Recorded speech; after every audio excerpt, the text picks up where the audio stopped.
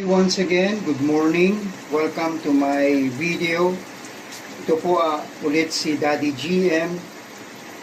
Happy morning sa lahat. Luluto po tayo ng adobo, chicken adobo. Special po ito na adobo kasi may special ingredients na kasama.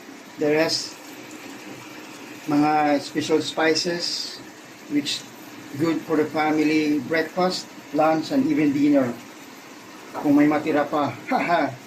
And may special din siya, isa sa mga special, hindi ko mention lahat, pero may tomato special siya na adobo.